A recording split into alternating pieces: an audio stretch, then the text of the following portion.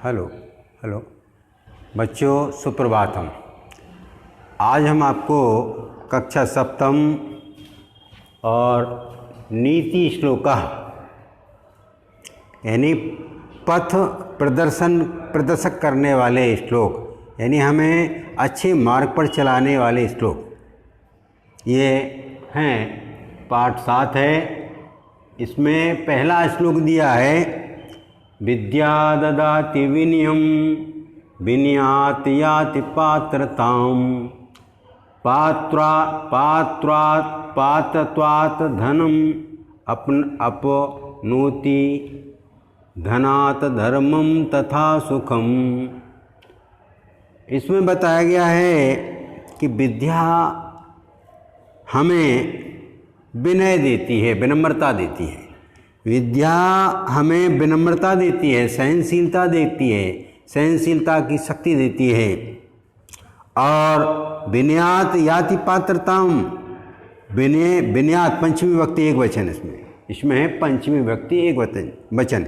इसका चिन्ह है से, जिससे अलग हुआ जाए उसको कहते हैं पंचमी विभक्ति। शेष है द्वारा तृतीय है, और जिससे अलग हुआ जाए उसमें पंचमी होती है। तो विद्या हमें विनम्रता को देती है, और विनम्रता से याति पात्रताम माने योग्यता। विनम्रता से हमारे अंदर योग्यता आती है। पात्रत्वात् धनम माप्नोति, और योग्यता से हम धन प्राप्त करते हैं। धनात् पंचमी विभक्ति एक वचन, इसमें भी है। धनात् धर्मम, धन के द्वारा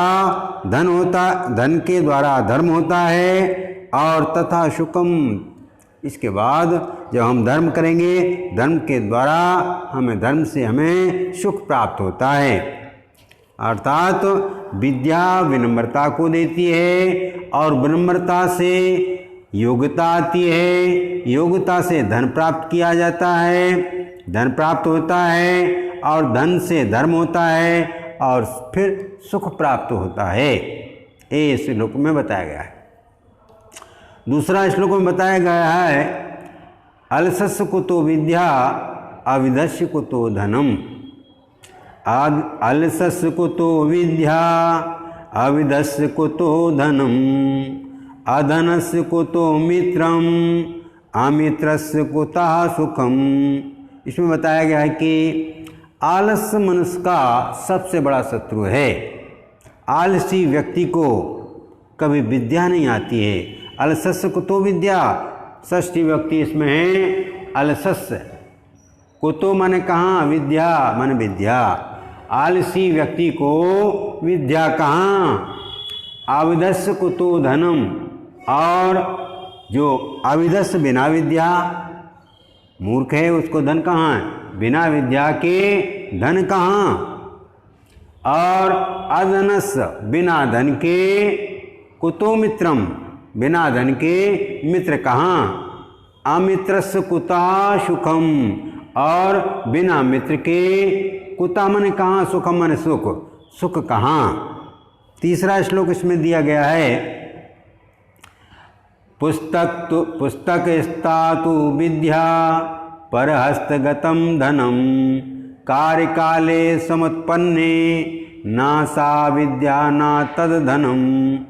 तीसरा श्लोक में बताया गया है पुस्तक में रखी हुई विद्या, पुस्तक स्थातु विद्या, पुस्तक स्थातु या विद्या परहस्तगतम धनम।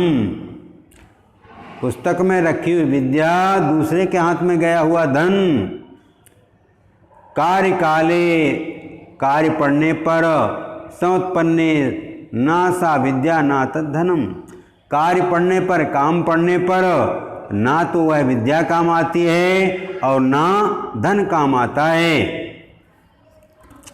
परोपकाराय फलन्ति वृक्षा परोपकाराय वहन्ति नद्या परोपकाराय दुहन्ति गावा परोपकार अर्थमिदं शरीरम। अब इस श्लोक में, चौथे श्लोक में बताया गया है कि जो है हमारा शरीर परोपकार में लगना चाहिए। बताया गया परोपकाराय फलन्ति वृक्षा, वृक्ष किसके लिए फलते हैं? दूसरों के लिए। वृक्ष स्वयं फल नहीं खाते हैं, वो अपने फल दूसरों को देते हैं। वृक्षा फलंती वृक्षा परोपकाराय, परोपकाराय माने दूसरों के लिए, चतुर्थी व्यक्ति है इसमें परोपकाराय में। परोपकाराय फलंती वृक्षा, फल परोपकार के लिए फलते हैं, फल देते हैं। परोपकाराय वहंती नद्या, नद्या माने नदियाँ, वहंती माने बहती हैं। परोपकाराय दूसरों के लिए, नदियाँ अपना जल स्वयं नहीं पीती हैं, वो दूसरों के लिए ही जल देती हैं, दूसरों के लिए ही बहती हैं, परोपकार के लिए ही बहती हैं। परोपकाराय दुहंती गावा, गावा माने गायें, दुहंती माने दोही जाती हैं। परोपकाराय माने परोपकार के लिए, दूसरे के हित के लिए, परोपकार के लिए ही गायें दुही जाती हैं। परोपकार अर्थमिदम शरीरम, परोपकार अर्थमिदम, यह शरीर भी परोपकार के लिए होता है। मनुष्य का शरीर हमेशा परोपकार में लगना चाहिए, परोपकार के कार्य करना चाहिए। इसके बाद आपका ये 5वां श्लोक आता है, अधमा धनम इच्छन्ति धनम, अधमा धनम इच्छन्ति धनम मानम मध्यमा, उत्तमा मानम इच्छन्ति मानो ही महताम धनम। इसमें व्यक्ति 3 कोटि के होते हैं, 3 प्रकार के होते हैं।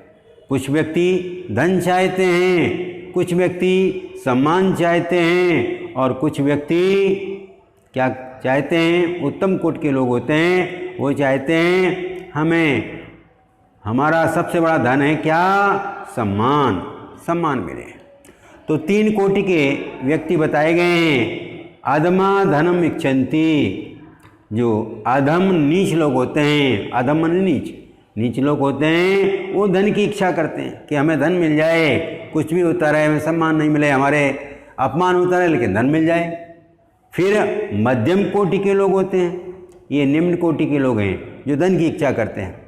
मध्यम कोटि के धन और सम्मान दोनों की इच्छा करते हैं।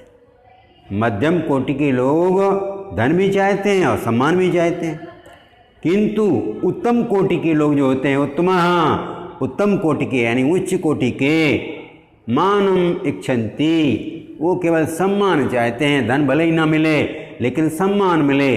मानो ही महताम धनम, सम्मान ही उनका सबसे बड़ा धन है। महताम माने बड़ा, बहुत बड़ा, धनम माने धन। तो उच्च कोटि के लोग होते हैं, महान लोग होते हैं, वो सम्मान चाहते हैं, धन नहीं चाहते। धन तो आता है और चला जाता है, लेकिन चरित्रवान, जो व्यक्ति चरित्रवान है, सम्मानी है, सम्मान प्राप्त करने वाला है, उसका सबसे बड़ा धन सम्मान ही है।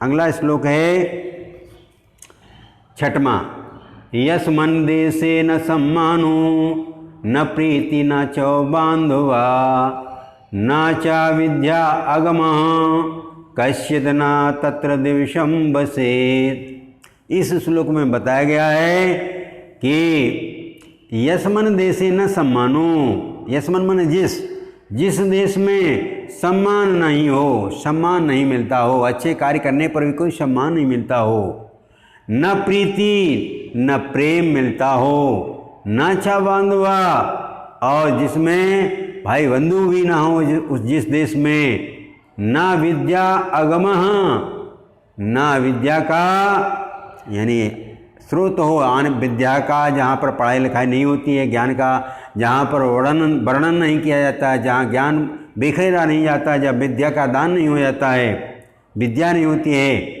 कश्चित् न तत्र दिवसम वसेत्, उस देश में दिवसम माने एक दिन भी नहीं रहना चाहिए, वसेत् माने रहना चाहिए, उस देश में एक दिन भी नहीं रहना चाहिए। ये आपका पूरा पाठ हुआ, और इसको इन श्लोकों को समझिए। जहाँ भी कोई दिक्कत हो मुझसे आकर इस विद्यालय में पूछ सकते हैं आप। धन्यवाद।